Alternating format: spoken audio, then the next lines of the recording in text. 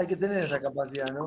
De repente en la mitad te hago una tanda comercial, pero puedo seguir hablando. Sí, No, la bueno. verdad que hay que tener chamullo para estar 2 horas hablando de cualquier cosa, Yo menos. ya a veces digo, voy a arrancar porque ya me da pudor, ¿viste? Son 7:26. Yo pienso, se levantan, están, digamos, disponiendo de sus tiempos, tal vez teniendo cosas más interesantes que hacer, no sé qué, cocinar, ver un amigo, una amiga, no tengo idea qué. Y no, se disponen a estar acá, esperando que diga algo interesante y no digo nada interesante. Menos mal que yo no las di todo el curso, ¿no? Porque si no hubiese sido un fiasco. Un poco sí. Bueno, también es una forma de calentar motores. Por ejemplo, Tomás, ¿de dónde venís con corbata? Ya no se usa más. No, de ningún lado. Hoy me quería poner una corbata y quedó. Eso es calidad. ¿Te das cuenta? Eso es calidad. Qué fenómeno de los fenómenos. Bien. Bueno. A lo mejor Esa está en corbata y en pantuflas, ¿viste? puede ser. Yo estoy No, descalzo. no es. Quién está calzado, por ejemplo? Ah, vos estás, Micaela, Sol también están calzadas. Yo estoy descalzo. Alexandra, ¿también estás calzado? Yo sé, en mi casa no puedo estar calzado. ¿No les pasa eso? No. Sí. Juliano dice que sí. Sí, pero hace frío hoy, así que no. No, yo estoy con medias. De hecho, mi Bueno. sueño siempre fue dar la clase en pijama, y lo he hecho. De hecho, esta es camiseta. La pandemia pudo todo. Bueno, vamos con el tema. Me dijo Belén que, que bueno, que no habían visto el fallo Thomas o que no lo habían visto bien y que no entendían bien de qué iba el fallo. ¿Digo bien o no? Sí, sí. Todos los fallos, profe. Se ¿Todos los puede, fallos? si llegamos, ¿Cómo todos los fallos? no, ¿Qué los otro? principales, el fallo Thomas, el Rizzo, Marbury y ¿Y cuál más? Fight. Fight. Yo ¿Alguien tengo me está una, llamando por yo tengo una teléfono? consulta con el fallo Fight. Sí, consulta. ¿Por qué? Porque, bueno, leyendo vi también que después hay un fallo Schiffnir, algo así. Schifrin, como Lalo Schifrin, ¿viste? Schiffrin, Schifrin. sí, sí, Schiffrin. Bueno, Sí, sí. que claro, en el Fight lo que hacen es anular una parte de la reforma y después en el Schiffrin como que anulan esa anulación. Exacto, así de sencillo. Pero con los jueces que estaban desde antes de esta reforma, ¿no? Los dos estaban desde antes de la reforma. ¿Con qué jueces? Perdóname. Con Fight y con Schiffrin. Porque Ah, los dos sí, hicieron el recurso. Schifrin creo que sí, también estaba desde antes, creo que sí, que se tenía que jubilar, lo mismo, tenés razón. Bien. O sea que la Corte, la jurisprudencia, ni siquiera ellos siguen, digamos, un paso. No hay jurisprudencia, perdón que lo diga así, no lo pongan así categóricamente en el cuaderno, pero Claro, no hay jurisprudencia. No bien. hay jurisprudencia porque, o si querés, no es que no hay jurisprudencia, no hay una jurisprudencia uniforme. Claro, eso, porque, bueno, según lo que en un fallo, que no me acuerdo cuál de tantos que nombra, dice que Mm, supuestamente hay que seguir con la jurisprudencia de la Corte Suprema, pero después ellos mismos se retractan. Entonces es como que me quedé media, pero ¿cómo es esto? Pero listo, perfecto. Entonces hacen lo que quieren, digamos. O sea, Bien. no lo Esto es que muy quieren, pero sencillo. El Poder Judicial, yo ya les dije la vez pasada en esa clase que no entendieron nada, espero que algo hayan entendido, les dije que es un órgano político de gobierno, ¿correcto? No sé quién me había dicho que no puedo tomar ningún apunte de nada, pero bueno, yo sé que Belén después vino a corregir todo lo que yo dije. Yo, ¿Quién es yo? Flavia. No, no, pero algo tomé. Poco, Me- pero algo tomé. Menos mal, Flavia. Bueno, eh, pero lo que sí tal vez pueden haber tomado como apunte es que es un órgano de gobierno. El Poder Judicial es un órgano de gobierno. ¿De gobierno? ¿Por qué? Ahora voy a lo que dijo Micaela, ¿eh? Porque gobierna relaciones humanas, ¿correcto? Dirime, zanja. Claro, ustedes están acostumbrados por órgano de gobierno a pensar los órganos electivos. es un órgano de gobierno sin legitimidad popular directa, pero tiene que tomar decisiones respecto de relaciones de fuerza. Y las relaciones se dan en diferentes contextos y momentos. Y entonces, a quien le toca ejercer el cargo y a partir de ahí dirimir un conflicto, atiende las circunstancias contextuales.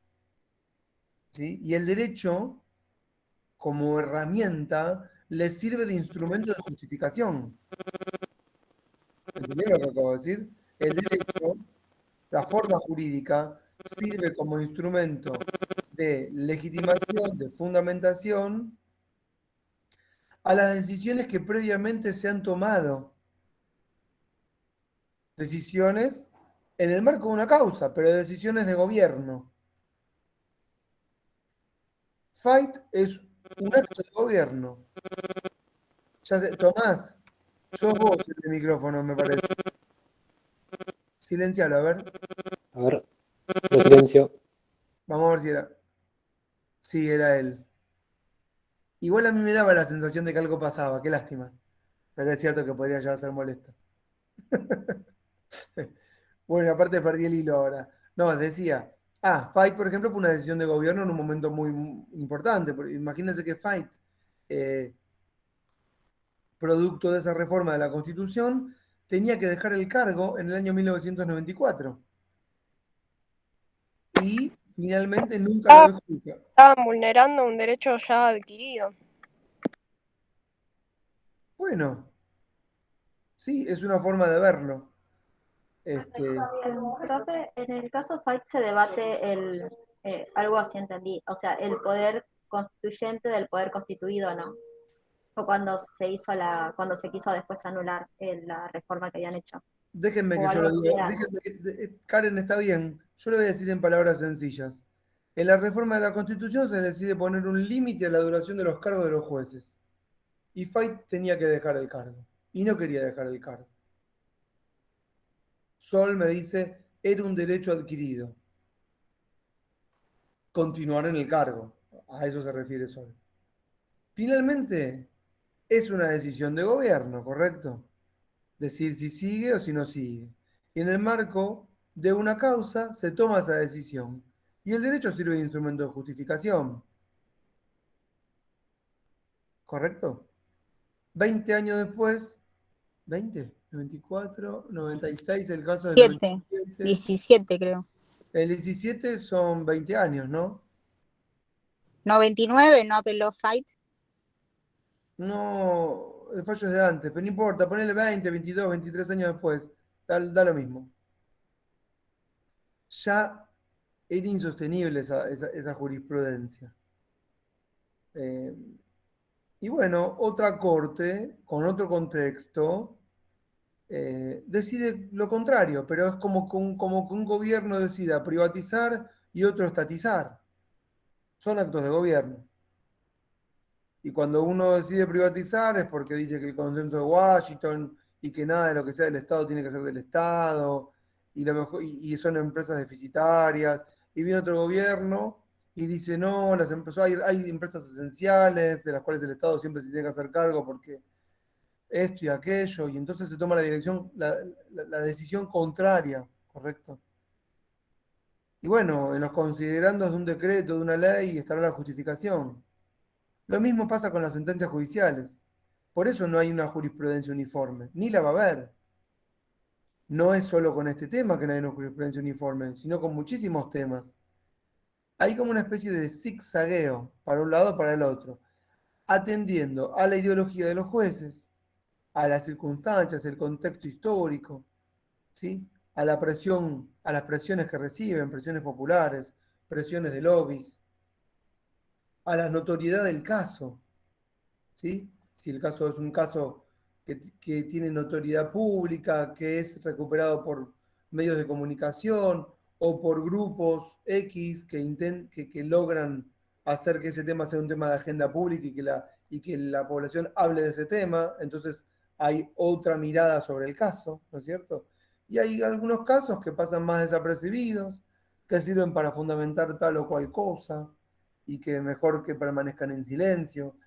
Hay casos en los que la justicia se tiene que expedir sí o sí porque no tiene más remedio ante la presión pública.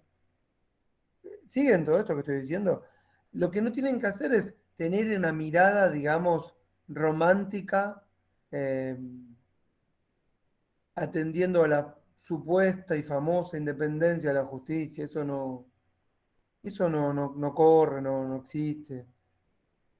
Pero sí sigue funcionando como un elemento que te permite, digamos, separarte o alejarte de las presiones.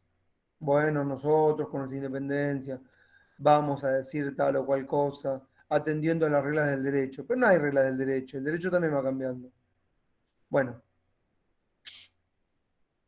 Fight entonces fue un fallo en el que el juez se presenta ante el tribunal de primera instancia para decir, justamente como decía Karen, que la inclusión de un inciso en un artículo de la Constitución vulneraba, como dijo Sol, sus derechos adquiridos al asumir el cargo. Y el caso llega a la máxima instancia, no podía ser de otra forma. Si uno lo piensa, lo voy a decir así muy rápido, raudamente. Ningún juez podría o debería emitir opinión sobre este asunto. ¿Por qué?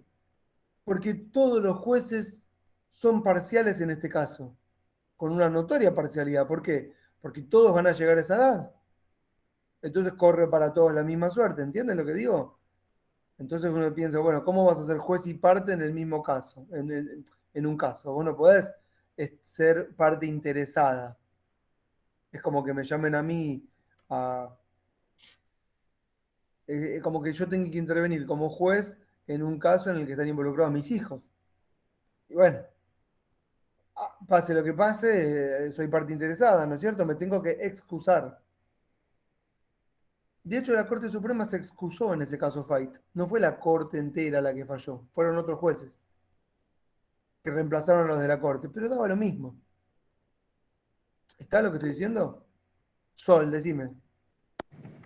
Entonces, entonces a partir del fallo Schifrin, lo que quedó ahora es que a partir de los 75 tienen una nueva designación, porque la otra vez había visto en una clase grabada, si no me equivoco, o una clase que dio Belén, como que decía que, o usted creo que era, que decía como que se le hacían unos estudios para poner en prueba sus capacidades y que podían volver a asumir por 5 años más.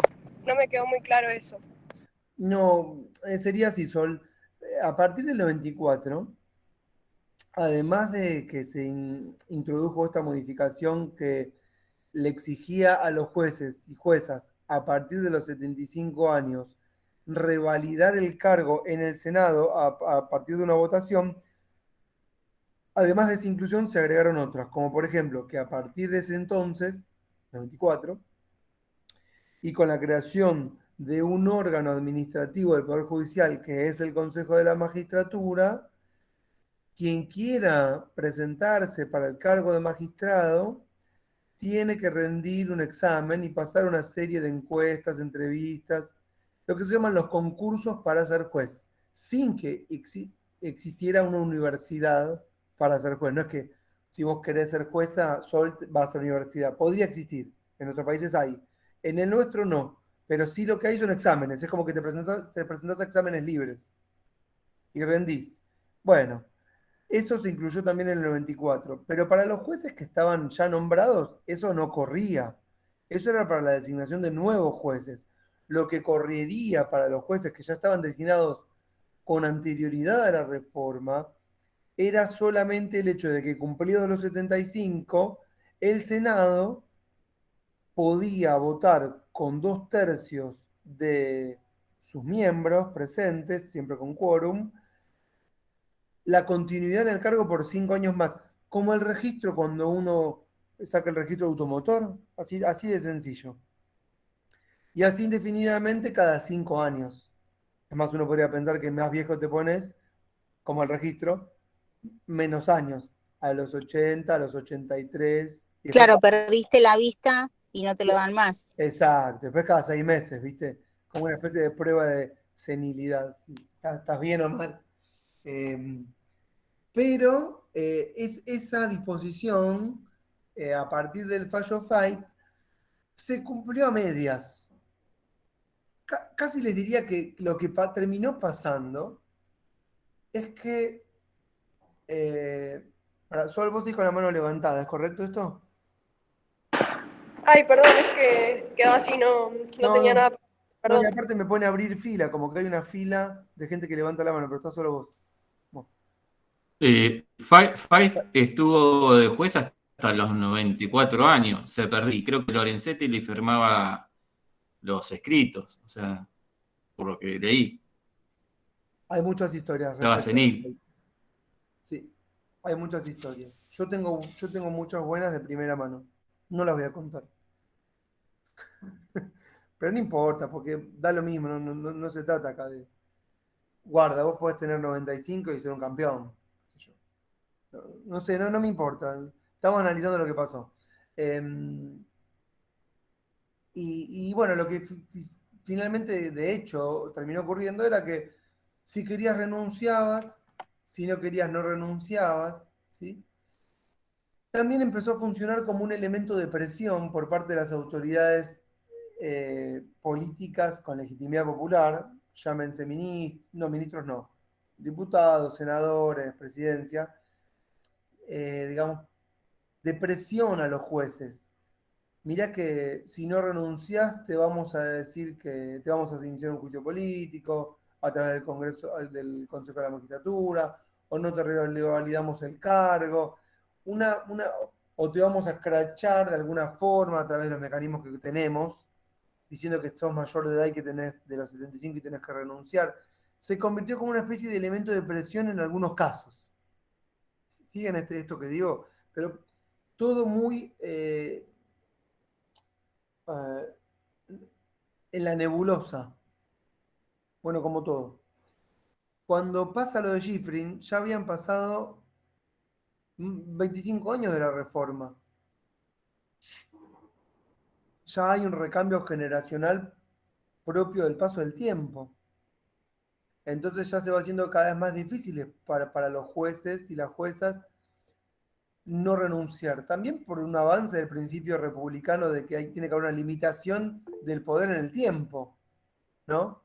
Entonces, ahí voy Raúl, una cuestión que tal vez en el 85 se ve como natural, los jueces duran el cargo mientras dura su buena conducta, 30 años después ya empieza a verse como no natural e incluso ya sesgado. Che, ¿cómo una persona va a estar tanto tiempo? ¿Siguen este razonamiento? Pero eso también tiene que ver con el paso del tiempo y nuestras apreciaciones. ¿Sí, Raúl? Uno de los argumentos que tenía Fight era que el artículo que en puntual no era parte del tratamiento que tenía que tratar la Convención Constituyente. Cierto. Y ese fue creo el que elemento que la Corte encontró a manera de justificación de la inconstitucionalidad de la inclusión de esa limitación. claro, que es bastante contundente. Y en el segundo caso, eso seguía pasando. Pero bueno.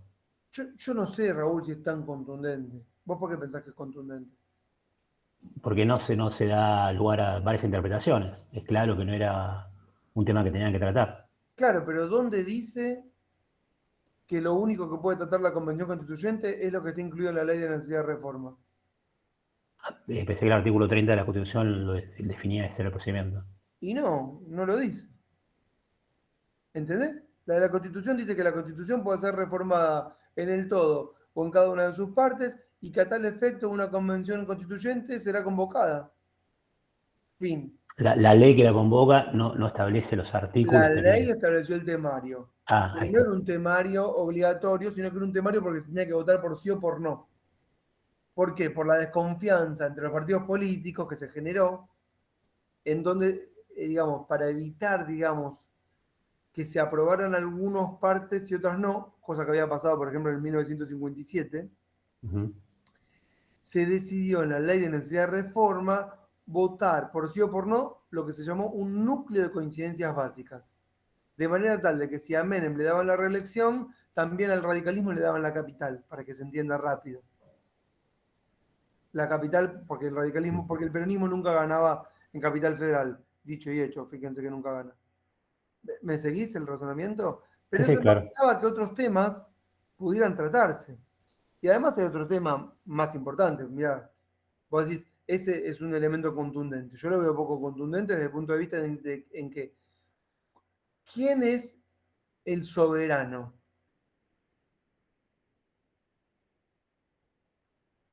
El que decide. ¿Quién es? El pueblo, El pueblo. ¿Cuántas veces se reúne el pueblo? cuando se le da la gana, nunca. No. Es Para difícil. planes. No es cuando se le da la gana. Sí, se junta cuando se le da la gana, pero eso a veces no requiere, no se convierte, digamos, esa reunión, no precisamente se convierte en una decisión con autoridad. ¿Entendés?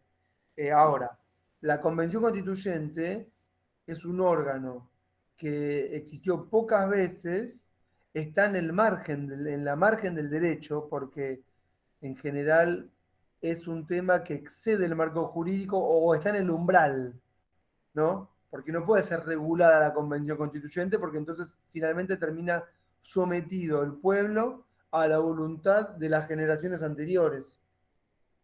Entonces es como que quedamos aprisionados a nuestras propias leyes.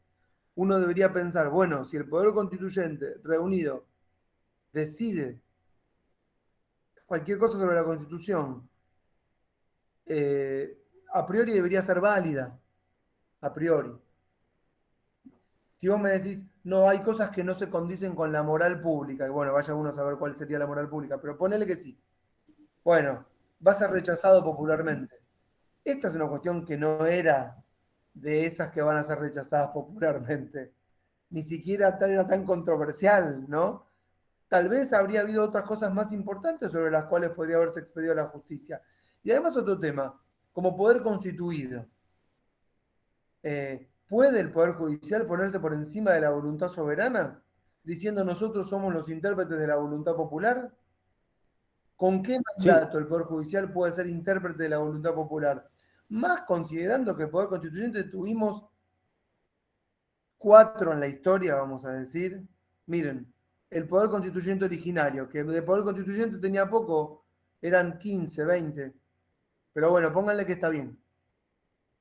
Después tuvimos la reforma del 49, que después quedó derogada por un gobierno, por un golpe de Estado, o un gobierno surgido de un golpe de Estado, con un poder constituyente que ejerce en el 94, pero con la proscripción no, en el 94, en el 57, con la proscripción del peronismo, y el único poder constituyente digno de la historia, el mejorcito, vamos a decir, fue el del 94. Yo no estoy ideológicamente de acuerdo con la corriente o la atmósfera que se respiraba en el 94, pero no importa, tengo que admitir que en el 94 fue el mejor poder constituyente de la historia de la Argentina, con sus problemas, ¿no? Con el tema del financiamiento de las campañas, las mezquindades, los medios de comunicación, todo lo que quieran, pero fue bastante más digno que los anteriores. ¿Siguen este razonamiento? Ya en democracia, se pusieron de acuerdo las fuerzas antagónicas, era para festejar. Bueno, eso igual pienso yo, pero no importa, más allá de lo que yo piense, les tiene que importar poco acá. Lo que les tiene que importar es, como dijo Karen, de qué corno se trataba el caso. Bueno, lo que no quería Fight era dejar el cargo, eso está claro, ¿no es cierto? Ni él ni ninguno de los jueces. Y bueno, el fallo decide en este sentido, con el argumento que explica Raúl. La Corte dijo, bueno, no, lo que pasa es que ese no era un tema que el Poder Constituyente podía tratar. Se excedió. El Poder Constituyente se excedió del marco de sus atribuciones, según la Ley de Necesidad de Reforma. Por lo tanto, este tema lo declaramos inconstitucional. En el momento, la Corte le obligó le mandó a decir a todas las imprentas de la Constitución, no había internet como ahora, ¿no? Entonces el librito salía y lo comprabas. Les obligó a las casas editoriales que imprimían la Constitución que no incluyeran el párrafo. No que pusieran un asterisco como que está derogado. Y en las primeras constituciones venían con un asterisco. Ahí, en ese puntito. Después quedó pero no se cumplía. Y ahora se cumple más que antes. Y mucho más a partir del fallo Schifrin. ¿Sí? Que dice, el fallo más o menos dice, bueno, pasó el tiempo, la verdad que lo que dijimos en el 97 con Fight es mamarracho, ya es tiempo de hacerle caso a lo que dice la Constitución. Eso dice el fallo Schifrin, ¿eh? Pero les voy a contar un dato que tal vez no saben. Hay una jueza de la Corte que se llama Elena Hayton de Nolasco. ¿La conocen? Iba a preguntar justamente eso, Ezequiel. Mientras vos estabas hablando. Justo pasó, o casualidad, que Elena Hayton de Nolasco, esto lo digo sin prueba ya, pero con el tiempo vieron después los archivos se van desclasificando, obtuvo el beneficio del fallo Fight pocos meses antes del fallo Schifrin. ¿Siguen? O sea, ¿cómo fue? El caso llegó a la máxima instancia, la Corte a través de un artilugio que se llama artículo 280, que es cuando considera un caso no debe tratarse, convalida una decisión de Cámara en la que le decían a esta jueza que por aplicación de la jurisprudencia del fallo Fight, ella podía continuar en el cargo. Esto lo arregló seguramente, puertas adentro, no con los jueces, sino con el gobierno de turno, a cambio de fallos, a cambio de votos a favor del gobierno, no sé, o de quien la sostiene en el cargo. Ustedes tienen que pensar que cada juez o cada jueza que está ahí no está solo. Hay alguien que está trabajando para que ese juez o esa jueza estén ahí. Nadie está solito ahí porque sí, porque llegó, hizo la carrera y llegó. ¿Entienden? Es como que, ¿quién sostiene a cada uno? Ahí tienen que preguntarse. O a quién responden. O de dónde vienen. O cómo. Bueno. Y después de que esta jueza obtuvo este beneficio, vino el fallo Schifrin. Lo cual hizo mucho más sospechoso, mirando un mes para atrás, qué habría pasado. Porque como la misma corte que un mes antes no dijo nada, al mes siguiente dijo no. El fallo Fight no va más. Justo. Ella como que zafó, como vieron en la película Indiana Jones, que él agarraba el sombrero justo antes de que se cierre antes de que, no sé, se cierre un portón, se caiga el precipicio. Sí, Alexander. Hoy nombró, a ver, si el juez tiene que tomar una decisión sobre los mismos jueces y no van a ser ellos quienes juzguen, ¿quién podría juzgarlos? Bueno, el Chapulín Colorado. No, perdóname. No, escucha, está mal formulada, pero no es quién podrá. Vos decís, ¿quién puede juzgar en el caso en el que un juez esté involucrado? Lo que usted planteó es que ese juez. Sí, yo te entendí. O sea, usted como padre tiene que juzgar a sus hijos en un caso. No, ese fue el ejemplo. La verdad es que no le vamos a encontrar una lógica racional a esto. No la tiene. Son decisiones de soberanía. Y no la tiene. No te puedo decir, no, quien tiene que hacerlo es tal o cual. Finalmente, hay lo que se llama un momento de decisión, ¿no? Un decisionismo, que está por fuera del orden jurídico. Y si no fuera así, está el Consejo de la Magistratura, y si no está el Consejo de la Magistratura, quiero decir esto, tal vez hay cosas que no deben judicializarse. En otro marco, ahí voy a Maximiliano, podríamos pensar, no, ¿cómo un juez se le va a ocurrir? Yo pienso en esto, un juez que está llamado a interpretar la Constitución, ¿no? Y la soberanía popular que ella consigo trae, no se le va a ocurrir plantear un caso judicial para contrariar la soberanía popular. Entonces, a partir de ese momento es como que todo queda descolocado. Y claro, empieza este problema. ¿Quién juzga? ¿Quién decide? Y sí, claro, nada es lógico. Desde el momento en que se plantea esta cuestión, ya nada tiene lógica. ¿Me seguís el razonamiento? Pero bueno, que no tenga lógica no significa que no tenga una decisión. Y ahí es como cuando uno se aleja del campo del derecho para pasar a analizar relaciones de poder desde otro punto de vista. Ciencias sociales, yo soy licenciado en ciencia política, no soy aunque soy abogado, la explicación que le doy excede el marco de lo jurídico. Porque lo jurídico pretende ser todo una especie de juego compacto cerrado donde todas las reglas se encajan y todo funciona bien. No funciona nada, es toda una pantalla.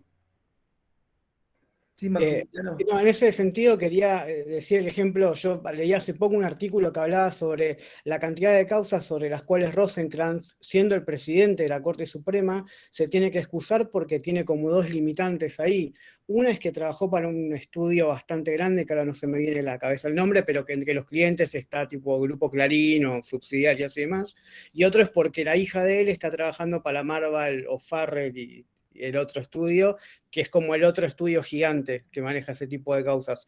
Entonces es como que siempre llega un punto donde hay procesos judiciales que involucran conglomerados o empresas importantes y él se tiene que excusar. Bueno, eso pasa con todos los jueces. No es que Rosenkrantz es notorio, ahí vos Raúl, pero como te decía, está correcto. Todos los jueces y las juezas están sostenidos por alguien y en miles de causas se tienen que excusar. Justo lees esas notas porque, claro, hay cierta intencionalidad para con este juez porque, bueno, es muy paradigmático y simbólico. Correcto. Debe pasar con todos. Sí, obviamente. Entró por decreto. Decime, Raúl. Sí, yo quería consultarte, no sé si se puede, tu opinión personal respecto al fallo del caso Rizzo. Bueno, entonces termino con esto y me digo lo de Rizzo. Lo que pasó, entonces, lo que está pasando ahora finalmente es que los jueces, porque la pregunta que tienen que hacer, ¿y qué pasa a los 75? ¿Se va la jueza o no se va? Bueno, no hay legislación que los obligue a irse. Quiero decir, soy juez, mañana cumplo 75. ¿Y qué pasa? ¿Me voy? Nadie me está diciendo que me vaya. ¿Entiendes lo que digo? Está todo como sui generis. Tampoco está, tampoco tienen la obligación de presentarse ante el Congreso para que les den por 5 años más. O sea, ¿no es obligatorio eso? Bueno, claro, pero cuando no hay sanciones ante el incumplimiento, la Constitución dice, y cuando el juez cumpla 75, su cargo deberá ser, no dice nada más, pero él deberá ser, es como que finalmente son arreglos, negociaciones, ¿no? Sí. Pienso que la práctica lo va a ir corrigiendo. ¿Cómo? Bueno, cuando el Consejo de la Magistratura, y ahora vamos a meternos con Rizzo, como dice Raúl, funcione más aceitadamente, tal vez empiecen a organizar concursos en los casos en que jueces van cumpliendo 75 y tienen que irse. Entonces, bueno, el juzgado tal, el juez ya tiene 75, concurso para ese juzgado. Se sustancia el concurso, el juez si quiere que concurse otra vez, ¿no? Y que compita con otros. Como los cargos que hay en la facultad o como los cargos para los concursos públicos, ¿no? Que son así. Vos estás en un cargo, pero cada tanto tiempo hay que concursar y tenés que revalidar tu cargo o competir con otros que vienen de atrás, pero que tal vez son mejores. O bueno, vaya uno a saber qué. Pero, digamos, en términos de derecho, que es lo que les puede importar ahora, no hay una respuesta. La respuesta es que no hay una. Y no tiene por qué haberla, no se pongan mal, no hay. ¿Está? Entonces van a encontrar de todo. Un juez que renuncia, un juez al que lo hacen renunciar y un juez que no renuncia. Todo hay. Y de todas las ideologías y los colores. Porque no se acuerdan de lo que les dije la vez pasada. ¿Cuál es el rol de la justicia? ¿Se acuerdan uno de los que les dije? Preservarse en el cargo. Muy bien, Raúl, ídolo de los ídolos. Preservarse en el cargo. Eso no está en el manual. Pero en la práctica sí. ¿Quién no quiere preservarse en el cargo con todos los privilegios que vienen con el cargo? ¿Me siguen? Totalmente. Esto lo digo para todos y todas. Bueno, entonces, ¿qué pasó con... ¿Está bien Veit Schifrin más o menos ahí? Perfecto. Lo que pasó con Rizzo es otra cosa. Yo la consulta era más que nada hacia tu opinión al respecto del fallo de la Corte. No, bueno, pero tengo que explicarlo, porque si yo Está lo bien, digo está bien. así, Porque como que el poder político que pretendía una cosa y la Corte fue para otro lado, entonces... sí. A ver, ya ahí ya como que ya entro en tensión con la frase tuya, porque como siempre estamos diciendo que el poder político es uno y la Corte no es poder político, y ahí eso me choca. Pero bueno, no importa. Son quizás intereses diferentes.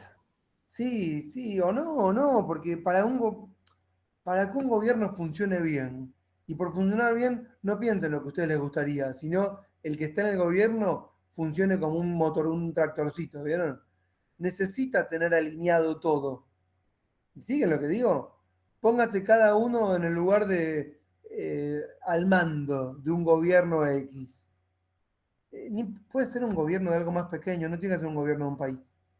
Sí, es como ser dueño de una fábrica y estar peleado con el jefe de producción. Bueno, por ejemplo, sí.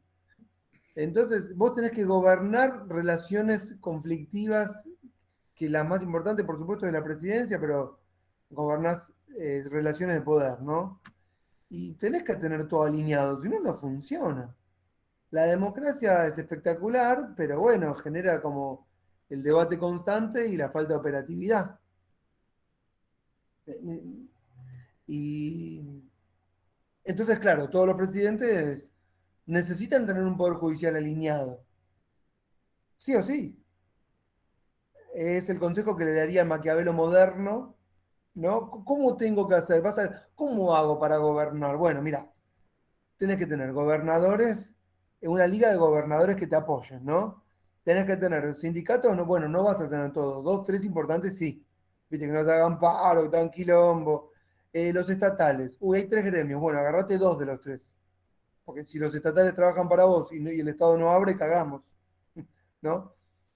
Bueno, los sectores, los empresarios, bueno, ¿con qué empresarios me voy a aliar? Hay diferentes tipos, los del campo, los financieros, los de medios, los de industria, digo bien o mal. Bueno, ¿con quién te vas a aliar? ¿Cuáles van a ser tus fuerzas que le vas a llevar adelante? El marco internacional, ¿con qué países te vas a alinear? No se puede. Y entonces vos te armás como un equipo de gobierno, un equipo con todas las variables. Es difícil, pero bueno, así yo también veo el Poder Judicial, como que tiene que estar en sintonía. Pero va a haber muchas presiones sobre el Poder Judicial siempre. ¿Por parte de quién? De todas y de todos. Los grupos organizados, sectores sociales, empresariado, medios. ¿Por qué va a haber presión sobre el Poder Judicial? Porque en democracia el Poder Judicial tiene la última palabra. Es muy importante ocupar los puestos del Poder Judicial. Siguen, ¿no? Porque si no ocupan los puestos del Poder Judicial, todas las decisiones que tomes en algún lugar pueden verse lesionadas. No, quisimos avanzar con esto y se frenó en el judicial. Qué cagada. No te puede pasar. O bueno, te puede pasar. Esto desde el punto de vista de lo que sería un gobierno. Sí, María Laura. Profe, pero la gente no hace manifestaciones o se queja del Poder Judicial. Siempre se queja del poder político. Muy buen punto. No se queja, tenés razón. Pero mira lo que te voy a contar, María Laura. Durante mucho tiempo ni siquiera lo consideraba como un órgano político, ni lo consideraba. Y esto recién empezó a pasar, ahí voy a ver, esto recién empezó a pasar después del 2001, que se empezó a ver a los jueces como responsables políticos del gobierno, ¿no? Y del 2001 en adelante, cada vez hubieron más manifestaciones, no notorias claramente, como ir a la Plaza de Mayo, ir a un ministerio, ir al Congreso, no, cierto que no. Pero, por ejemplo, vos no tenías vallas, ¿vieron las vallas que ponen de contención para las protestas? No tenías vallas en el Palacio de Justicia en la calle Talcahuano, no tenías. Y después del 2001 nunca dejaron de haber, porque siempre hay manifestaciones, no son tan notorias. Pero, por ejemplo, te voy a poner 2 paradigmáticas de polos opuestos para que se entienda. Por ejemplo, las manifestaciones por el caso Nisman eran en el Palacio de Justicia. Y las manifestaciones, por ejemplo, para que no suba la tarifa de gas, también eran en el Palacio de Justicia. O sea, No había protestas contra el Poder Judicial hasta cierto momento de la historia en que empezó a haber. No tanto como hay de los otros poderes, porque no está tan visibilizado el rol político de la justicia. Pero yo creo que conforme pase el tiempo y estemos viviendo más en democracia, más, y ya ustedes lo pueden notar, va a ser la importancia, ya lo va haciendo, que tiene el Poder Judicial en decisiones que afectan nuestras vidas, ya sea cosas públicas que nos afectan desde lo colectivo o cosas particulares que nos afectan directamente como puede ser el bolsillo, una tarifa, ¿no? Un servicio esencial, qué sé yo. Es una infinidad de cosas las que trata la justicia, pero la pregunta o la consideración es buena, porque eso antes no pasaba, pero sí empezó a pasar y pasa mucho. Sí, Abel. Sí, yo hace poco me enteré, bueno, que hubo sobre una de que los genocidas estaban en la casa y ahí provocó una manifestación de la gente. Y bueno, después la corte volvió para atrás. Creo que fue el anteaño pasado. Bueno, es muy Sí, genérico lo que me decís. Puede ser, pasa de todo. Miren, en Brasil, por ejemplo, que no es Argentina, que tienen como sí. problemitas como nosotros, pero más graves, ustedes ponen Tribunal Constitucional Federal por sus siglas en google.br de Brasil, TCF,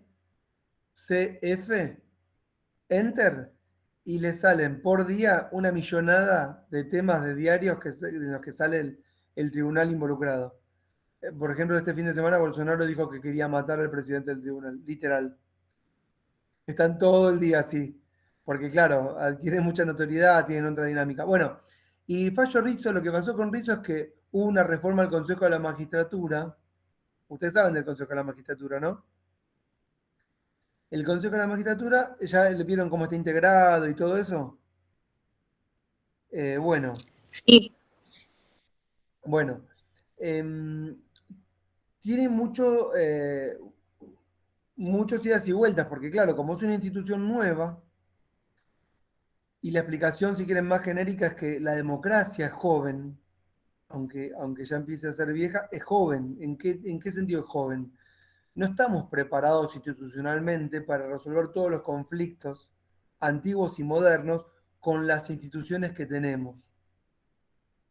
Por instituciones no me refiero a los lugares públicos con un nombre, me refiero a las conductas repetitivas que vamos nosotros incorporando para resolver conflictos.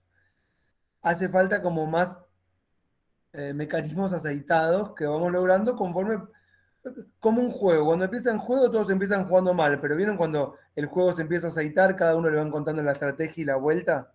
Antes se atacaba con 5 y ahora se ataca con 2 o 3. ¿Siguen la idea? Y se defendía con 2 y ahora se defiende con 5. Bueno, entonces como que le vamos encontrando la vuelta. La democracia va teniendo eso, el Poder Judicial también. Por eso cada vez es más visible, por eso se habla mucho del tema del Poder Judicial, porque empezamos a darnos cuenta de a poquito que era importante que las decisiones que tomaban nos involucren y que tal vez deberíamos involucrarnos en lo que hacen, que tal vez deberíamos entender qué pasa, ¿no? Entonces, bueno, el Consejo de la Magistratura es fiel reflejo de esto. ¿En qué sentido? Tiene muchas modificaciones. ¿Por qué? Porque hay muchas ideas dando vuelta respecto de cómo debería funcionar, atendiendo a los intereses ideológicos o de funcionamiento, también ideológicos, de esta institución. Algunos dicen tiene que funcionar más consustanciadamente con el Ejecutivo, más independiente del Poder Ejecutivo, más relacionada con el Parlamento, menos, más separada de la Corte, menos, integrada de esta forma, de esta otra, más miembros, menos miembros, los concursos, se copian en los concursos, quién los va a desarrollar, todo un lío respecto al Consejo de la Magistratura. El más importante es que maneja el presupuesto del Poder Judicial. Y eso fue algo que afectó mucho a la Corte. ¿Por qué? Porque hasta 1996, que se creó el Consejo, era la Corte la que manejaba el presupuesto del Poder Judicial. Y manejar el presupuesto significa, bueno, tener chofer, ¿correcto? No solo las paritarias de los empleados del Poder Judicial, sino todos los beneficios que vienen relacionados. Mi despacho, mi chofer, la fiscalía, los beneficios, lo que se les imagine que pasa por ahí. letrados, secretarías, asociados, bueno. Cuando se crea el consejo, aparece una disputa entre los miembros del consejo, que no son puntualmente todos parte del Poder Judicial, y el presidente de la Corte, en ese momento era Julio Nazareno. ¿Por qué? Porque era el que manejaba el presupuesto. Ustedes saben que el que maneja el presupuesto es el que gobierna. ¿O no? ¿Nadie le tocó manejar un presupuesto público? Un presupuesto público puede ser, por ejemplo, sencillito, la plata del curso para irse de viaje egresado, no tiene que ser algo muy importante. ¿Te tentás? No, hay que ser responsable, pero claro, cuando es la plata ajena hay que ser responsable, pero no sos tan responsable. Es un lío, ¿no? Bueno, eso lo que le pasó a pasar al presidente de la Corte es que, claro, sus gastos empezaron a ser auditados, los que no personales, digamos, de todo el Poder Judicial. Entonces la Corte lo que empezó a querer era controlar el Consejo de la Magistratura, por lo menos en la parte de la administración del Poder Judicial. La primera ley fueron 20 miembros, ustedes saben que la segunda en el gobierno de Cristina fue una reforma que le redujo el número de miembros a 13 y le quitó algunos poderes al Poder Judicial, aunque puso como presidente de la Corte puso como presidente del Consejo al presidente de la Corte, esa fue una concesión. Pero en el 2013, digo bien, el mismo gobierno decide otra vez reformar el Consejo de la Magistratura, puntualmente en la forma de elección. Eso es el fallo Rizzo. Porque dijeron, che, bueno, que los jueces los elija directamente el pueblo. No, cualquier cosa. Que a los miembros del Consejo de la Magistratura, en la cuota de los jueces, los elija el pueblo, en elecciones populares. Esa fue la decisión. Eso lo vieron igual, ¿o no? El fallo. ¿Cómo? El fallo Rizzo no lo vimos.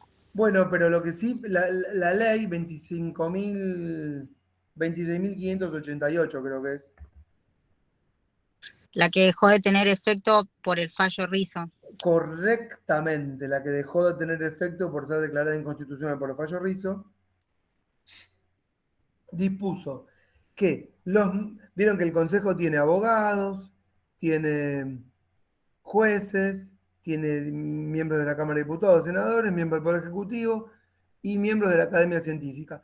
Y la reforma, que no prosperó, o que sí se sancionó, pero que después fue declarada inconstitucional por el Poder Judicial, decía que jueces y abogados que representan a esos estamentos en el Consejo tenían que ser elegidos en elecciones populares a través de las listas de los partidos políticos.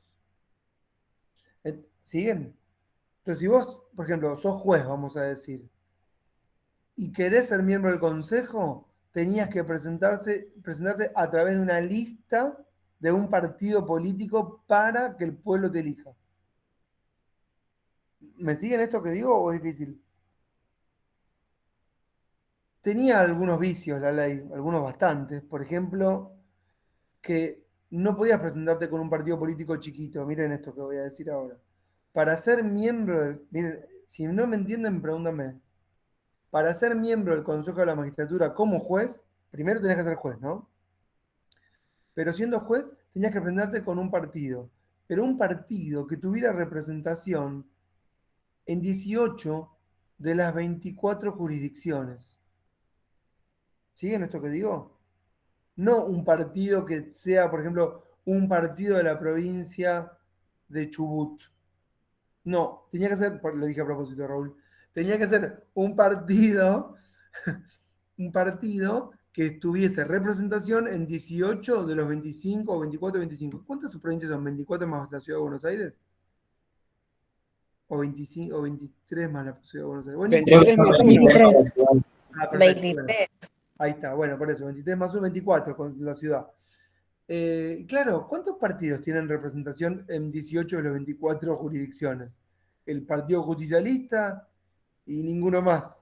Entonces, ¿qué pasaba? Claro que para ser miembro del Consejo tenías que sí o sí ir en una alianza de muchos partidos, ¿sí? A nivel país, o en el Partido Justicialista, que sí tiene representación en 18 de 24 jurisdicciones.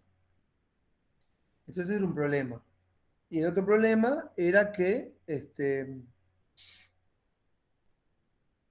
la elección del miembro del Consejo se desarrollaba en conjunto con la elección presidencial. Y ahí saben que lo que pasa es que se produce... Profe, Sí. ¿no era la de legisladores, me parece? Era la de legisladores. ¿Quién me hizo esta observación? Yo, Sol. Sol, está muy bien lo que decís. Solo que la del 2013 era excepcional, pero la ley planteaba... Ok. Está bien, porque la dijiste es perfecto. El 2013 eran elecciones legislativas, pero Pero la ley... después, los años siguientes, Claro, eran la ley planteaba que después iba a ser con la presidencial, lo cual era todavía, digamos, si bien la intención está buena, que la gente elija, porque eso siempre es positivo, claro, estaba el tema del efecto arrastre, porque si va a ser con la elección presidencial, uno podría pensar que el presidente se iba a llevar, o la presidencia, o el partido político mayoritario, se iba a llevar todos los cargos de jueces y abogados para el Consejo. Entonces, claro, ¿Y quién podríamos iba a haber... andar cortando boleta? Claro, pero vos tenés que pensar, Alexander, que las estadísticas te dicen que el corte de boleta... No, justamente eso. ¿Quién va a andar cortando boleta? Entonces ahora te voy a decir lo contrario. Yo toda la vida pensaba que nadie iba a cortar boleta y Vidal hizo historia con el corte de boleta en la elección presidencial para gobernador en el 2015. Así que en realidad está la estadística, pero son comportamientos humanos sobre los cuales no podemos predecir nada. Bueno, dicho todo esto, la Corte, el caso llegó a la Corte por un abogado que se llama Rizzo, tiene un programa de radio, era amigo de Fight, anda por los medios, a veces habla con el programa de... ¿Cómo se llama el programa de que está en C5N? Bueno, no importa.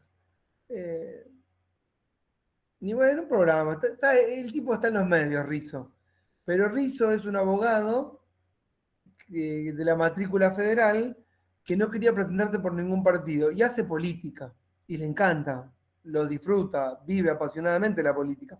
A mí no me gusta mucho Rizzo, eso no les tiene que importar. La verdad que es un apasionado de la política y con mucha pasión presentó el caso ante el juzgado de primera instancia diciendo que él se veía impedido de presentarse porque él no tenía representación.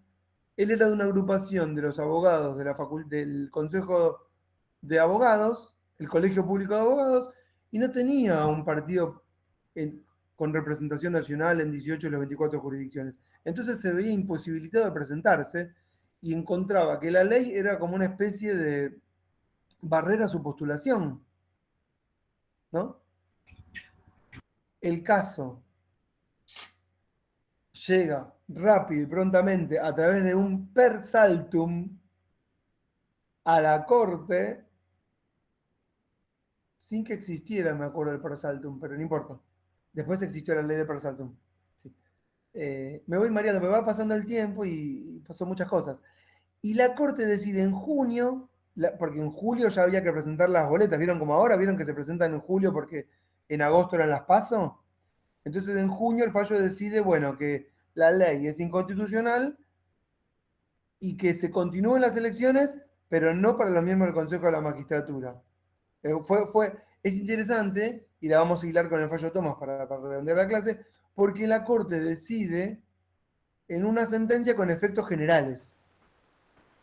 Porque básicamente decide que el decreto que convoca, el decreto era de Randazzo, porque era ministro del Interior, que convoca a las PASO para elegir diputados, senadores, para las legislativas del 2013, y que también convocaba a elegir candidatos a miembros del Consejo de la Magistratura en los estamentos de abogados y jueces, bueno, que ese punto del decreto que convocaba a las PASO era inconstitucional, y que por lo tanto las elecciones debían continuar sin esa convocatoria.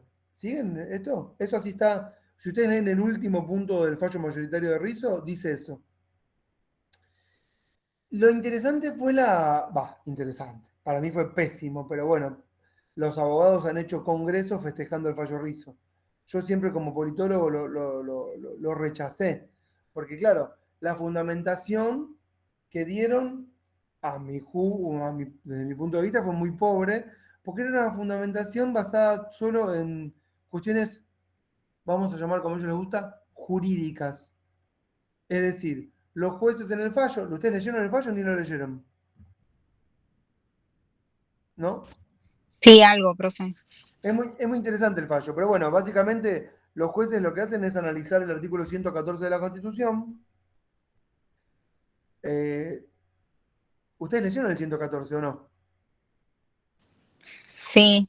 Habrá un consejo de la magistratura, estará compuesto por por jueces, abogados, y después dice, asimismo estará integrado, digo esto porque es muy importante porque en el fallo lo recalca mucho, la palabra asimismo.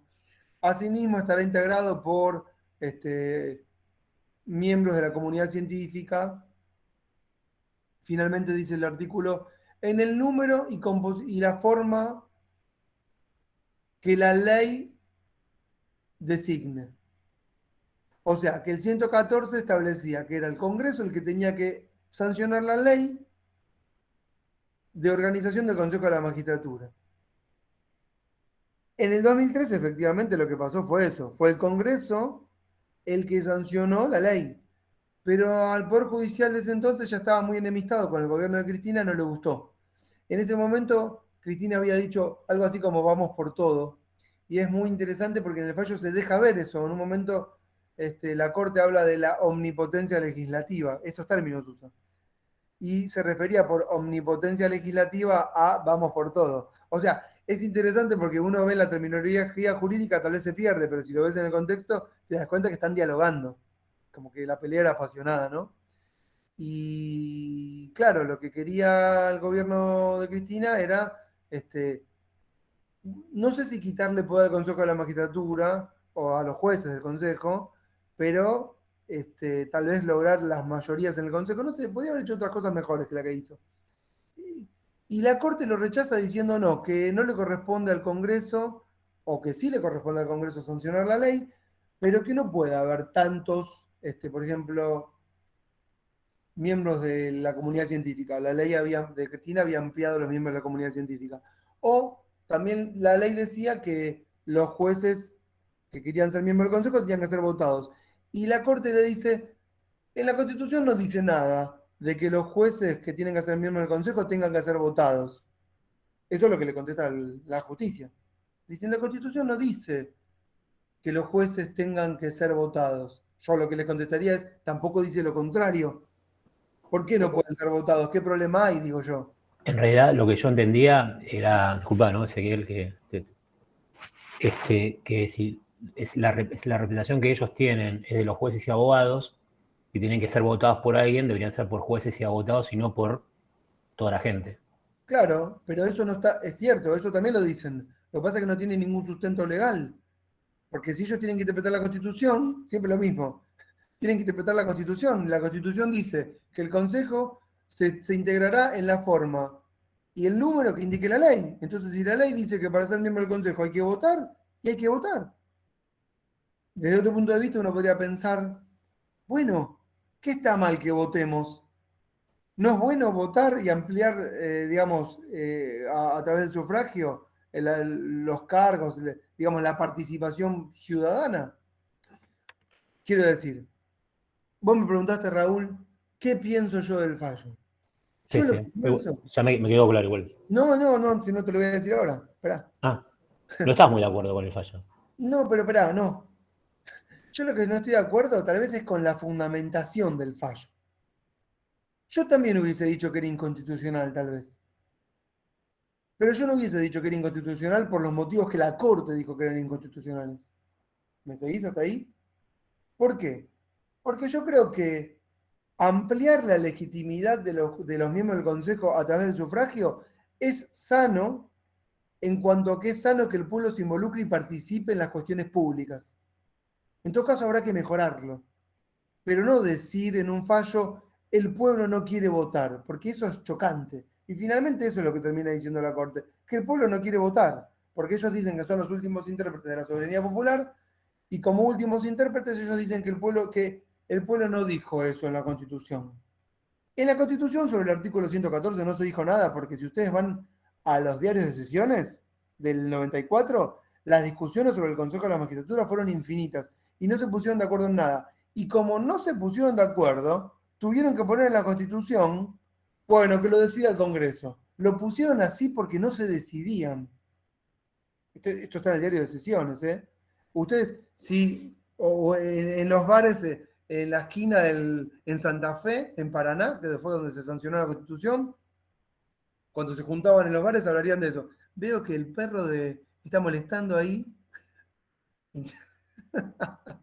Bueno, entonces, ¿qué hubiese dicho, Raúl? Yo hubiese dicho, a mí lo que me molesta es que la justicia fundamente, escuchen lo que voy a decir, a ver que se interprete bien, fundamente decisiones políticas enmascaradas en cuestiones jurídicas. Lo repito, que por ejemplo, tomen una decisión que claramente tiene una motivación política genuina y correcto que así sea, pero que en vez de decirlo vía voz, lo digan enmascarándose en cuestiones jurídicas o de derecho. Yo hubiese deseado que los miembros de la Corte no fueran abogados, hubiese preferido que hubiese profesiones varias, por supuesto politólogo, pero también pueden ser otras, ¿por qué no? Y si me hubiese tocado decidir como politólogo respecto de esa decisión en ese momento, habría dicho, miren, la iniciativa está espectacular, ¿sí?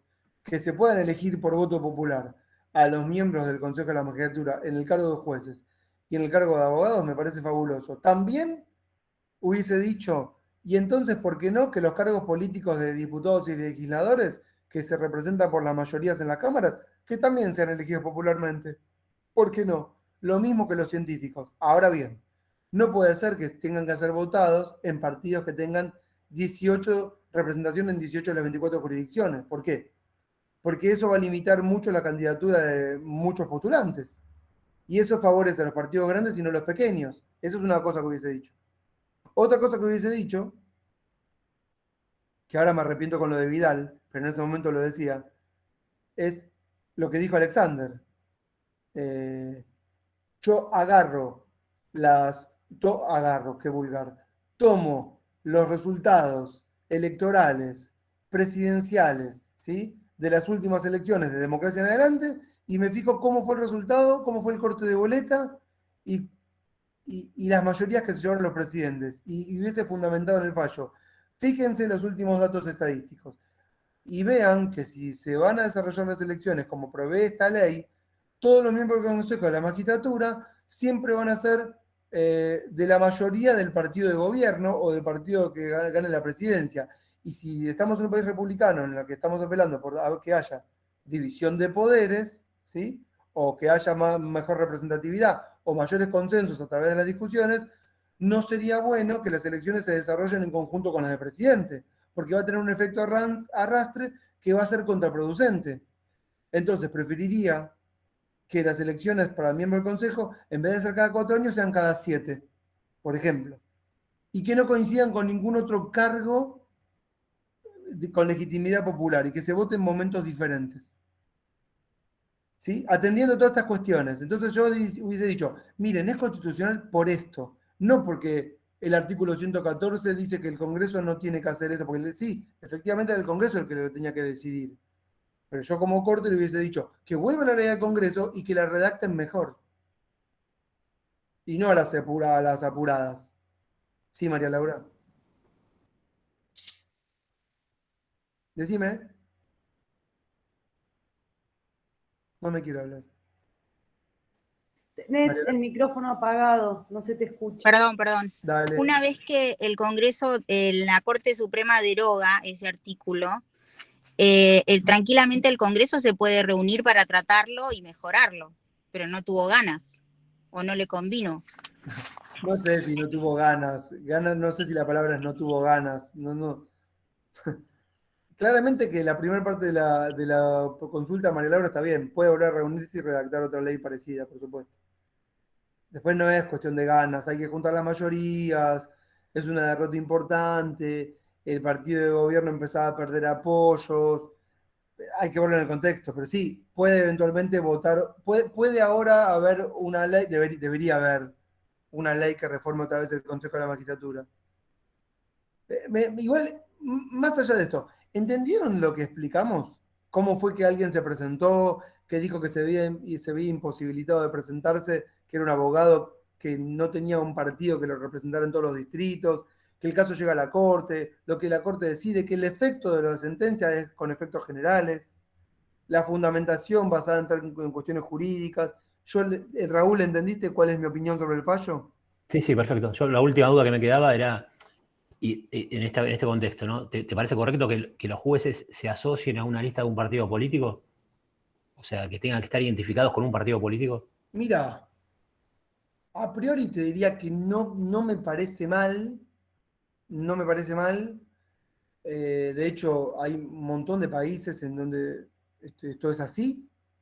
De hecho, por ejemplo, en montones de estados de Estados Unidos, para no decir Bolivia, que también es así, los jueces son elegidos popularmente. De hecho, vos en la boleta, porque hay otra materia que doy que se llama Sistemas Políticos Comparados, en las que les muestro a los alumnos las boletas de diferentes estados, en donde dicen, ¿usted quiere renovar el cargo del juez de distrito tal, sí o no? Y vos tenés que poner sí o no.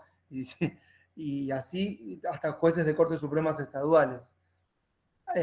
Pero ahí, por ejemplo, no están asociados a partidos políticos. Son los jueces que se presentan.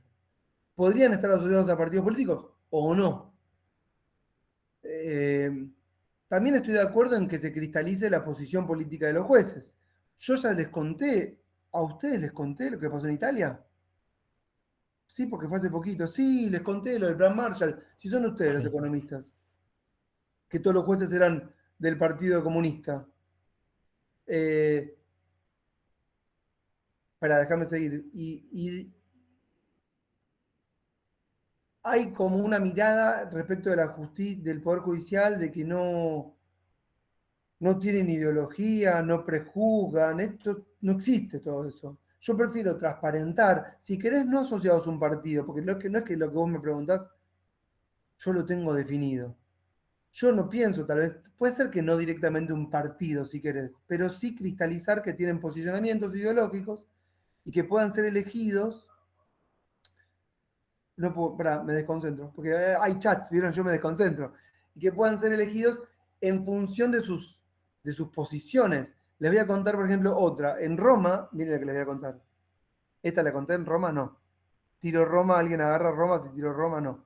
En Roma, los jueces, escuchen, en la época de la República Romana, los jueces eran electos popularmente.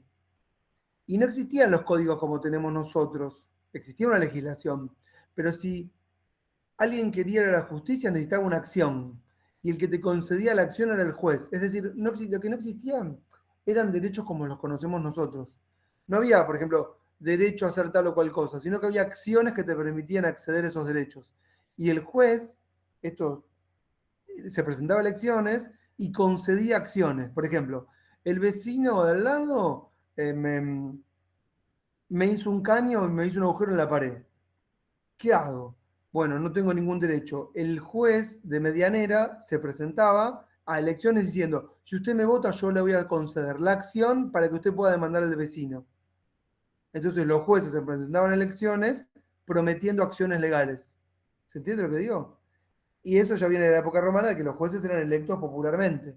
En otro contexto, otra idea del mundo, había dioses. No era igual que ahora. Algo con la justicia hay que hacer.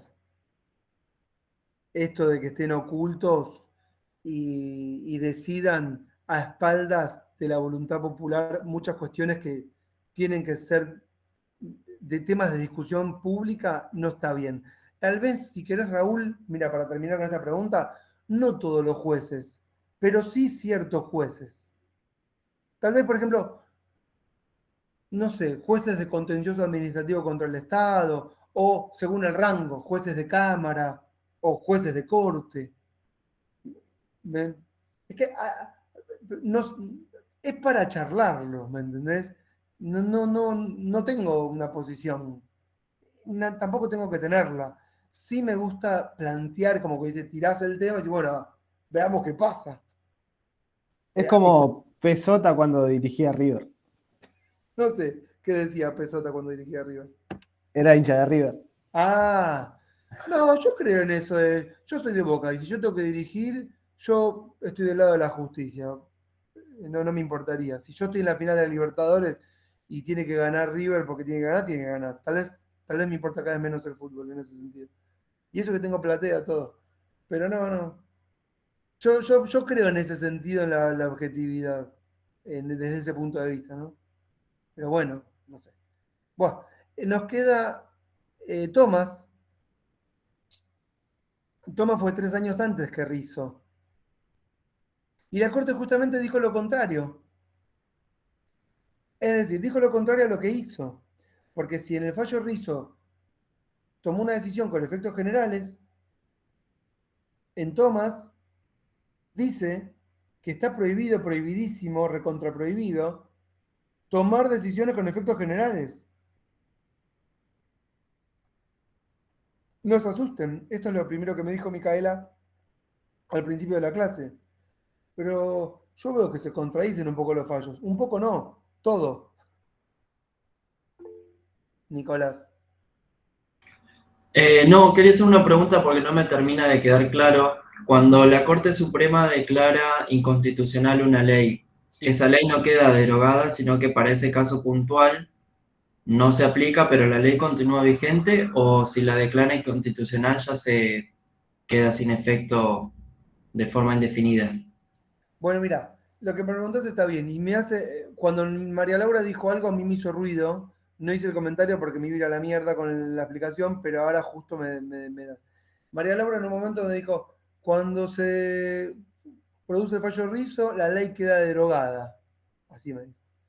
Y en realidad, y ahora vos preguntás el tema de la derogación. Ustedes tienen que saber que derogar y anular no es lo mismo. ¿Lo vieron esto? ¿Sí o no? Levante la mano, ¿sí? Sí, ¿No? o sea, lo entendí de esa manera, pero sí. No me quedó clara la respuesta. No, que entiendo que no es lo mismo derogar que anular. Pero ¿quién lo explicó? No, creo que leyéndolo en la bibliografía lo entendí, en una parte lo mencionaba de que no queda derogada la ley por ser declarada inconstitucional. Pero Bueno, no sé si pierde vigencia, si en qué estado queda esa ley. Se puede reformar, ¿no? Cuando es derogación. ¿Cómo, Karen? Se anula. Se reforma o se anula, ¿no? Miren, Es algo así. vamos así. Miren, derogar y anular no es lo mismo. Por eso María Laura, cuando el fallo Rizzo, cuando declara la sentencia, anula, no deroga. ¿Está? Lo que pasa es que en ese momento no había diferencia entre anular y derogar. ¿Por qué? Porque la ley todavía no tenía aplicación. Entonces, los efectos eran los mismos entre anular y derogar, porque nunca se había aplicado. Pero anular, cambio. Derogar, perdón, si están apuntando. Derogar implica darle validez durante el tiempo de su vigencia. Claro, esa cara. ¿Qué significa darle validez durante el tiempo de su vigencia? Convalidarla. Mira, todo el tiempo que estuvo viva y todas las relaciones jurídicas que generó su existencia son válidas. Pero a partir de ahora, ya no más. Eso es derogar. Eso es derogar. Anular. Anular es eliminarla de la faz de la Tierra. El mejor ejemplo, yo ya no sé, porque ya cada vez son más jóvenes y yo voy quedando viejo, pero no sé si siguen viendo Volver al Futuro o ya no se ve más. Ya no se ve Volver al Futuro, ¿no? ¿Quién vio? Yo la veo. Bueno, Sí, es un clásico. La película, la serie de películas. Se ve. Sí, bueno, en la 2 hay un momento clave que es cuando Marty vuelve, pero al viejo había vuelto antes, ¿vieron? Entonces se entrega el almanaque a sí mismo, en Volver al Futuro 2, y cuando Marty vuelve a su presente, vuelve un presente distinto. Entonces ve que su padre murió, bueno, que Biff gobierna, es como Macri. Entonces, no como Macri, como Trump. Entonces, claro, ahí se encuentra con el Doc que le dice, Marty, mirá lo que pasó. Y ahí le agarra el pizarrón, ¿vieron? Y le dibuja una raya, y dice, este es nuestro presente, pero hubo un momento que se generó una línea de tiempo alternativa, que es un presente alternativo. Entonces él le dice, nosotros tenemos que ir para atrás. ¿A qué momento? Bueno, al momento en que Biff se autoentregó el almanaque. ¿Para qué? Para que nunca se lo dé y recomponer la línea del tiempo. Eso significa anular. Eso significa anular. Recomponer todo de manera tal de que creamos que esa ley o norma que existió nunca hubiese existido. Me van a decir, pero no se puede. No, no se puede. Ya sé que no se puede. Para otras clases, Ezequiel, en la última de Los Vengadores hace lo mismo, así que puedes usar eso de ejemplo más Pero actual. no vi Los Vengadores. ¿Qué es Los Vengadores? Las películas de Marvel, de superhéroes. Ah, no vi ninguno. Pero en la última hacen exactamente lo mismo, viajan en el tiempo para exactamente lo mismo. Espera, antes que María Laura tome la palabra, quiero decir, había una serie que se llamaba Los Viajeros del Tiempo, que iban con una especie de amuleto, que ellos viajaban y si se ponían rojo estaba todo mal, y cuando se ponían verde habían solucionado el problema. No sé quién era esa. Yo creo. Yo la veía cuando tenía 10 o 8. ¿Sí, María Laura? El control de constitucionalidad no es a posteriori, porque en este caso se hizo antes de que se aplique la ley. Bueno, pará, sigo explicando que te va a quedar claro. Sí, está bien la pregunta. Entonces, bueno, eso en cuanto a anular y derogar, ¿no? La Corte, no, el Poder Judicial, perdón, Flavia, sí. Perdón, era antes de que te vayas mucho más. Me surgió una duda con esto de lo que es derogar y anular. No. Lo que es anular, ¿tiene un poco de relación con lo que es la retroactividad y demás? ¿Afectaría ya? Sí, claramente. Pero te podrían juzgar por algo que ya pasó, ¿no? Sí, y bueno, tenés, por ejemplo, la anulación con ese nombre, la anulación con mayúscula, de las leyes de obediencia debida y punto final. Ah, es verdad. Y ahí tuviste, digamos, todos juicios paralizados que se retomaron como si nunca hubiesen existido esas leyes. Bueno, yo eso no lo voy a contar ahora porque... Pero, por ejemplo, en materia penal también se podría hacer eso. Mira, pasó justamente eso en materia penal. Sí, por eso me llama la atención. No era que en materia penal no se puede. Viste, todo se puede. Mira, la cuestión de que se puede o no se puede tiene que ver con lo que nosotros pensamos que se puede o no se puede. Igual la retroactividad no se puede hacer si beneficia al tercero. O sea, se puede hacer si beneficia a alguien. Chicos, escuchen, con el se puede, dejen de usar el verbo se puede porque les confunde todo. Lo que hacemos se puede hacer porque lo hacemos. O sea, si tenemos derecho, bueno, se debe. Derecho, sería la pregunta. Mira, lo que pasó Flavia, y también le contestó a Micaela, en su momento para anular las leyes de obediencia debida y punto final, lo que hicieron fue darle jerarquía constitucional a algunos tratados que hablaban sobre la imprescriptibilidad, para un trabalenguas, imprescriptibilidad de los crímenes de lesa humanidad. Y se les dio a esos tratados que establecen que los crímenes de lesa humanidad nunca prescriben, se les dio jerarquía constitucional, de manera tal que cuando algún genocida y fuese a la justicia, como efectivamente iba a pasar, diciendo, che, no me pueden juzgar por anulando una ley, esto es un disparate total. Bueno, ¿qué dijo la Corte? O sea, dijo, bueno, lo que pasa es que el Congreso, el mismo día que anuló la ley de evidencia debida y punto final, cosa que está prohibida porque el Congreso no puede anular, también le dio jerarquía constitucional a estos tratados que hacen que estos crímenes... Tengan la supremacía, ¿no? ¿Cómo?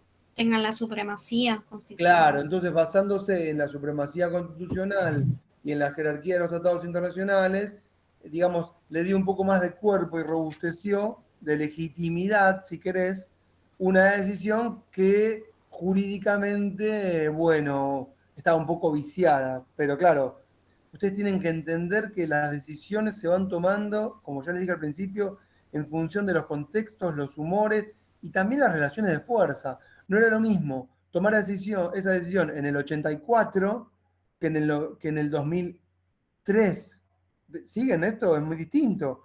Aparte, muchos ya estaban muertos, otros no tenían sustento político, las fuerzas militares habían cambiado. Es otra la relación de fuerzas, por eso se pudo hacer. ¿Sí? Bien. Independientemente de lo que se debe o lo que no se debe. Bueno, entonces ahí tiene un poco la diferencia entre derogar y anular. ¿Quién? Y ahora vuelvo. El Poder Judicial es el que puede anular. Y el Congreso solo podía derogar. ¿Cómo deroga el Congreso? A partir de la sanción de una nueva ley o explícitamente diciendo, queda derogado esto. Pero si queda derogado no significa que queda anulado. No, derogado es a partir de ahora para adelante. ¿Por qué el Poder Judicial puede anular? Porque como me dijo, no estoy leyendo todo lo que ponen, por las dudas aviso, porque como me dijo, ¿quién me dijo? Se me mueven las pantallas, no importa. El Poder Judicial puede anular porque los efectos de la anulación son solo para las partes. Bueno, alguien me lo dijo, me lo va a decir, recién me lo dijeron ustedes. Entonces, si el efecto es solo para las partes, reparar algo que haya pasado solo entre dos partes es más sencillo que reparar, digamos, un montón de relaciones jurídicas con un alcance ilimitado. Ustedes imagínense que anular al tuntún sin saber en abstracto todo lo que puede pasar con una anulación es arriesgado. Eso es lo que dice el fallo Thomas. Eso es lo que dice el fallo Thomas. El fallo Thomas dice, no se puede anular con efectos generales. ¿Por qué? Dice el fallo. Porque eso pone en peligro la vigencia del Estado de Derecho y la jerarquía de las normas. Porque no sabemos qué es lo que va a pasar si anulamos. Y van a decir, ¿y en el fallo Rizzo? Bueno, no fue tan grave en el fallo Rizzo. ¿Por qué? Porque la ley no tenía aplicación. Se sancionó y se anuló en el mismo momento y nunca se aplicó. Entonces, bueno, zafaba. ¿Siguen esto que estoy diciendo? Claro, o sea, el problema ahí hubiera sido que ya hubiera gente electa por esa ley y hubieran quedado ahí en el medio. Exactamente, ahí boyando, como ahí te queda un limbo. ¿Y qué hacemos con esto? Bueno, a ver, vemos. Y ahí aparece la justicia para zanjar. Bueno, un poquito para vos, un poquito para vos, vemos. Quédate hasta tal día y después te vas. Y se dan la mano y ahí sí se terminó, porque un poco eso es lo que hacen, ¿no? Pero bueno, puntualmente lo que pasó en Thomas fue que Clarín, vamos a decirlo con todas las letras, Clarín no quería que se aplicara la ley de medios que implicaba la repartición, la disolución, bueno, del grupo. Entonces, antes de litigar pidiendo la inconstitucionalidad de la ley, por su contenido, cosa que efectivamente pasó en el 2013, intentó el grupo, a través de un diputado, hacer perder la vigencia de la ley antes de que entre en vigencia, antes de que se empezara a aplicar. El diputado se llama Thomas y dijo, yo me presento ante la justicia para decir que esta ley no se aplique y se declare inconstitucional. De manera cautelar, inconstitucional. ¿Por qué? Porque se violó el reglamento de las cámaras al sancionarse la ley. No sé qué dijo Thomas, no leí la demanda, pero imagínense algo así como, yo tenía que hablar y no me dejaron hablar, yo tenía que participar de tal comisión y no pude, y la ley se sancionó igual. Entonces, claro, todo esto, ustedes imagínense que esto no pasa azarosamente, todo esto fue arreglado en un escritorio antes, así funciona, no hay que ponerse mal, no lo estoy diciendo de manera sesgada, lo digo así funciona el poder. Se juntaron un diputado, un juez de la provincia de Mendoza y dijeron, bueno, esto viene por este carril, ¿no? ¿Cómo hacemos? Presentá la voz, yo fallo en este sentido y vamos a ver qué pasa. ¿En la corte están los votos? No, en la corte no, pero por lo menos presentemos la primera instancia y vemos qué pasa. Y eso hicieron. Se presentó un diputado y dijo, yo vengo en mi calidad de diputado y en mi calidad de ciudadano y me siento afectado y pido que se declare inconstitucional la ley de medios. Y el juez de primera instancia dijo que está bien, que el diputado tenía legitimidad activa, es decir, que tenía la capacidad de presentarse, y después dijo que la ley de manera cautelar, quedaba anulada, con efectos para todos. Hasta tanto no se resuelve la cuestión de fondo, que no sé cuál sería, si se violó o no se violó el reglamento de las cámaras al votarse la ley. ¿Hasta ahí está el razonamiento? El caso llega a la Corte. Anulada definitivamente. Sí, el caso llega a la Corte y la Corte dice, mira, al diputado Thomas le tenemos que decir lo que le decimos ya a un montón de personas. No tenés legitimidad activa. Ustedes entienden, ¿no? Cuando yo digo legitimidad activa. ¿Por qué no tenés? Porque no tenés un derecho subjetivo lesionado. No te está pasando nada. Vos, Thomas, no sos dueño de un monopolio de medios, ¿no? Y vos venís a defender la Constitución como cualquiera. Yo también tengo ganas de defender la Constitución en un sentido contrario al tuyo. Y como diputado, le dicen a Thomas, usted viene en su calidad de diputado, pero usted es diputado en el Congreso. Usted no es diputado en el supermercado cuando va a comprar la leche. Usted es diputado en el marco del reglamento de las cámaras con el juego de las mayorías y minorías. Si usted votó y perdió la votación, usted no puede acá venir, le dice la justicia, el Poder Judicial, usted no puede venir a la arena judicial a reeditar un debate que ya se sustanció en el Parlamento. Ya lo debatió en el Parlamento. Y por el juego de las mayorías y las minorías, unos ganaron y otros perdieron. Fin de la cuestión, le dice la Corte, con sensatez. Entonces, como diputado, usted acá no tiene nada que hacer. ¿Entendieron? Y como ciudadano, menos que menos. Si usted tiene un medio de comunicación y entonces el AFSCA, así se llamaba lo que después fue el ENACOM, quiere sacarle el medio y dividirlo en 15, y usted se siente afectado porque se viola el derecho de propiedad, usted venga y litigará por eso. No pasaba todo eso. Pero en el mismo fallo, ¿me están siguiendo hasta acá? En el mismo fallo le dice la Corte al juez de primera instancia, le dice, usted no puede hacer eso, usted no puede dictar un fallo con efectos generales que suspende la aplicación de una ley en todo el territorio de la nación. Y la Corte agrega, eso no existe, ni existió nunca desde la sanción de la Constitución desde 1853. Eso así lo dice la Corte. Y no existe porque va a poner en peligro la vigencia de toda la normativa. Y ahí la Corte explica. Y dice, bueno, nosotros tenemos dos tipos de control. El control difuso, ¿sí?, con efectos particulares, o el control concentrado con efectos generales.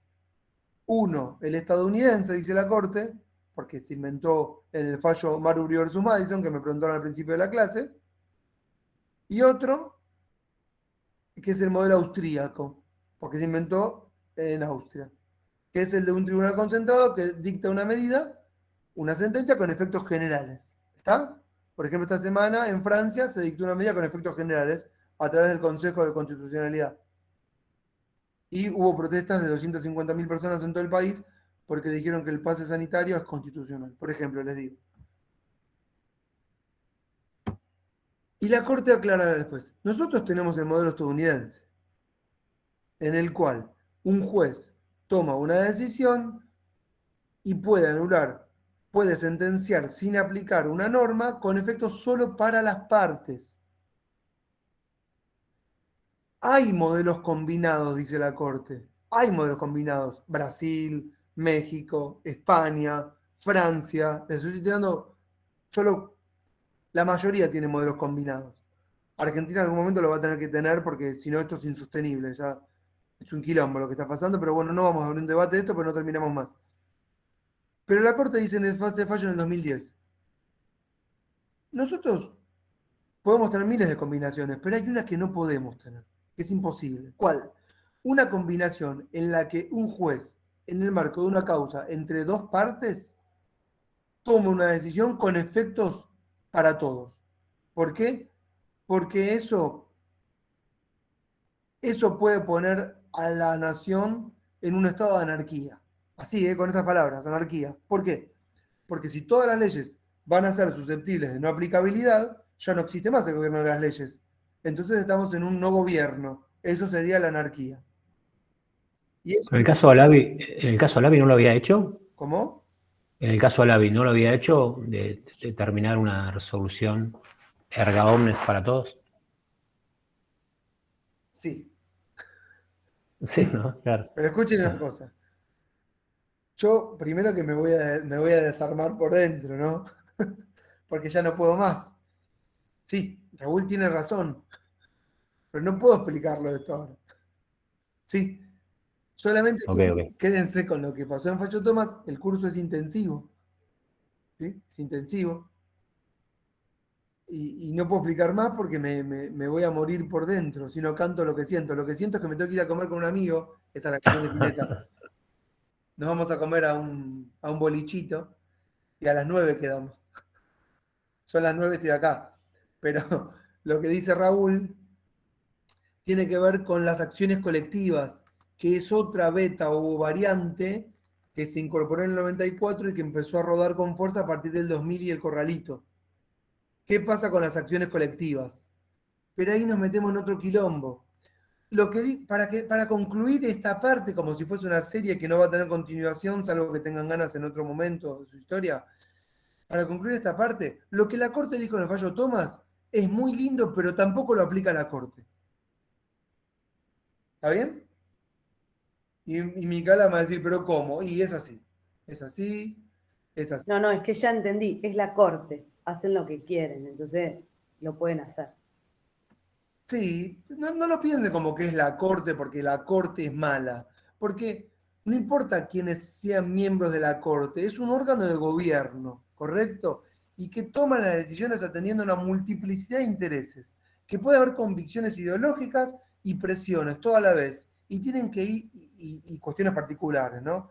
Y tienen que ir como mixturando y componiendo en el momento específico. Por eso vos tenés jueces que votan cosas maravillosas en un momento y otras en los que los acogotaría, según la visión de cada uno, ¿no? Sí. ¿Y eso por qué se da? Y bueno, son las circunstancias, ¿no? No es la corte. No es que hay mejores cortes, peores cortes. Eso va a depender de cada uno y de lo que cada uno crea que es lo mejor para la Argentina.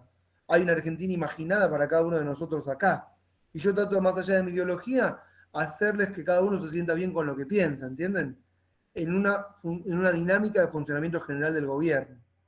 Así que yo no diría la corte de manera sesgada como esta corte es mala. No hay corte mala, corte buena, ¿está claro? No, igual no quise decir como que es mala, sino que por los fallos que estamos viendo es como, es la corte, a veces toma una decisión, a veces otra, pueden ser incongruentes. Exacto, en lo que a nosotros nos importa tal vez es que a ustedes no les quede una visión, digamos, romántica, ¿sí? Y simplista y jurista y formal de un órgano de gobierno que es tan dinámico como los otros, ¿sí? Y que esto que les damos acá sean unas pinceladas que de alguna manera las ayuden a pensar mejor en el futuro. Pensar mejor, ¿qué significa? Con capacidad crítica. Independientemente de lo que ustedes más prefieren, cuáles sean sus preferencias y gustos, ¿sí? Esta es la idea. No hay respuestas lineales, correctas o incorrectas. Para probar, ¿qué tienen que saber? Tienen que saber lo que dicen los fallos y ya. Pero no significa que lo que dicen los fallos esa es la verdad de lo que pasa. Eso es lo que pasó en ese momento. Eso es lo que se dijo atendiendo una cuestión puntual. Yo tengo, para el que le interese y quiera saber, le mando un link. Hay un seminario entero que hicimos el año pasado sobre esto. 6 clases. Solo hablando de esto. Por eso cuando Raúl me dice así, yo digo, wow. A mí me interesa, ¿lo puedo pedir el link? Me mandás un WhatsApp, porque no quieren hinchar las pelotas a todos. Y te mando el link, que está en mi WordPress, es un seminario, pero te lo mando específico, y tienes clase por clase. Yo te diría que mires de la 3 en adelante. Y está la bibliografía, hablamos de otros países, hablamos de todo. Y bueno, le sacamos el jugo fuerte, ¿no?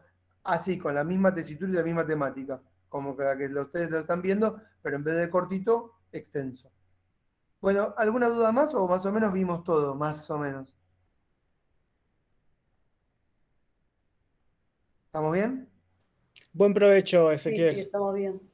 Gracias. A ustedes que les vaya bien en el examen. Estamos en contacto, ¿sí? Bueno, gracias. Estén bien todos. Chau. Chau. Mm,